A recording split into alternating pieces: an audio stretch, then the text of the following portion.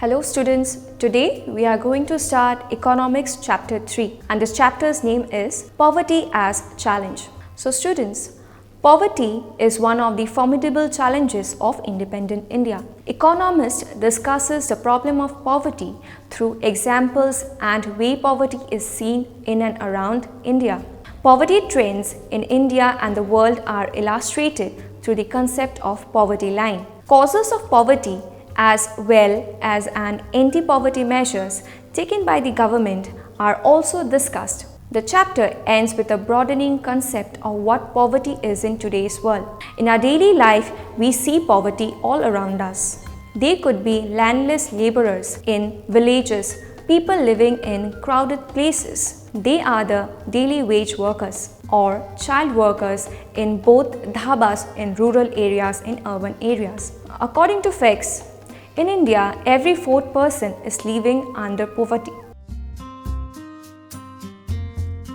Poverty means lack of shelter, lack of clean water and sanitation facilities, lack of regular job, lack of decent wages. Poverty is considered as one of the biggest challenges of modern-day India. India would be truly independent only when the poorest of its people become free of human sufferings. Social scientists look at poverty through a various of indicators. Usually, the indicators are used to relate to the levels of income and consumption, etc. But now, the poverty is looked through other social indicators like literacy level, lack of general resistance, lack of malnutrition, lack of access to healthcare, lack of job opportunities, lack of access to safe drinking water, sanitation, etc.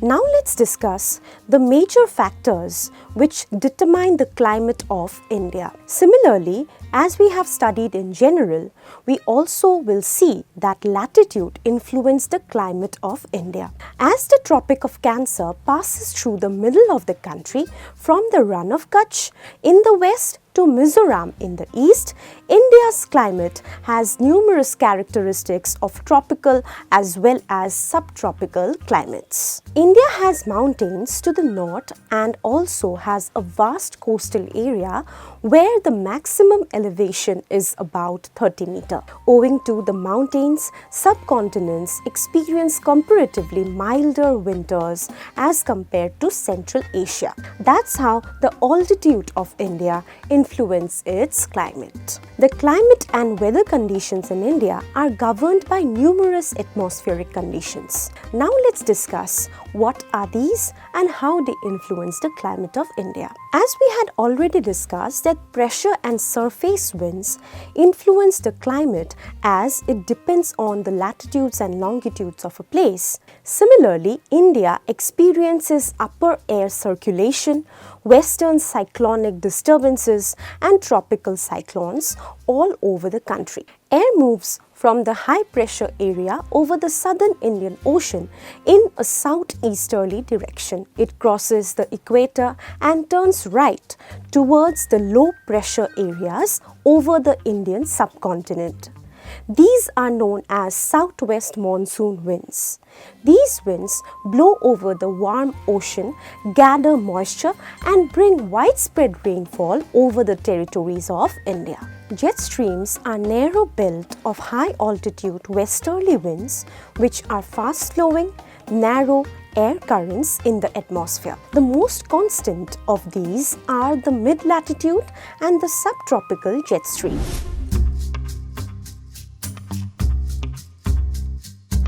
The government, the Weimar Republic, during this time faced numerous problems. Let's highlight the problems faced by the Weimar Republic. Politically, we know that the Weimar Republic was very fragile. The Weimar Constitution, due to some inherent defects, made it unstable and vulnerable to dictatorship. One inherent defect was the proportional representation. Another defect that was seen in the Weimar Constitution was Article 48. This article gave the President the powers to impose emergency, suspend civil rights and rule by decree. Economics and social crisis made the people lose faith in the Weimar Republic. During this political crisis seen in Germany, there was a person who rose to power. And this person we know in history as Hitler. Let's know a bit more about Hitler and what caused his rise. Hitler was born in the year 1889 in Austria and spent his youth in poverty. In the First World War, he enrolled for the army, acted as a messenger in the front, became a corporal and earned medals for his bravery. Hitler joined a small group called the German Workers' Party in 1919. He took over the organization and renamed it the National Socialist German Workers' Party. It later came to be known as the Nazi Party. In 1923, Hitler planned to seize the control of Bavaria and capture power. During the Great Depression, Nazism became a mass movement. After 1929, as the banks collapsed, businesses shut down, workers lost their jobs, and the middle classes were threatened with destitution, Nazi propaganda stirred hopes for a better future. During this situation, Hitler rose to his popularity.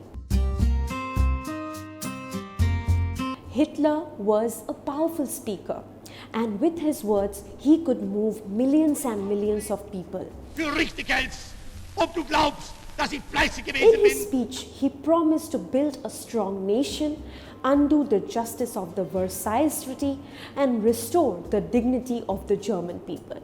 His promises of employment for providing labor to all the unemployed youths of the country enabled for a secure future for the youth. His promises of employment to the unemployed youth of Germany was a picture of security for the people of Germany. He also made promises to weed out all the foreign influences and resist foreign conspiracies against Germany.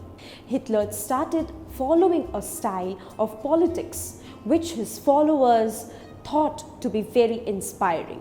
He held mass rallies and public meetings in order to demonstrate support. According to the Nazi propaganda, Hitler was called a messiah, a savior, and as a someone who had arrived to relieve the people from their distress.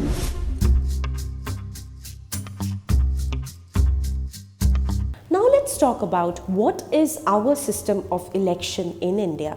In India, all the elections are held for the Lok Sabha and the Vidhan Sabha, that is the assembly.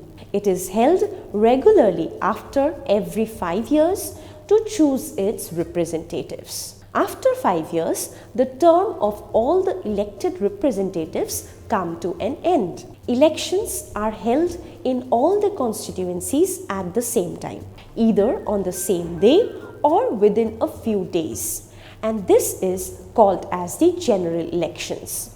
Sometimes elections are held only for one constituency to fill the vacancy caused by death or resignation of a member.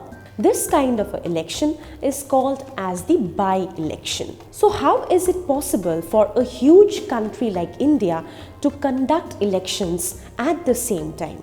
Let's know a bit more about this. For conducting elections, India is divided into different areas which are called as electoral constituencies. The voters who live in one constituency can elect one representative.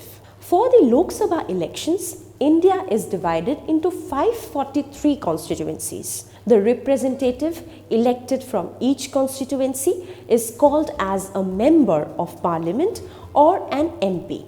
Each state is divided into a specific number of assembly constituencies. In this case, the elected representative is called as the member of legislative assembly or an MLA.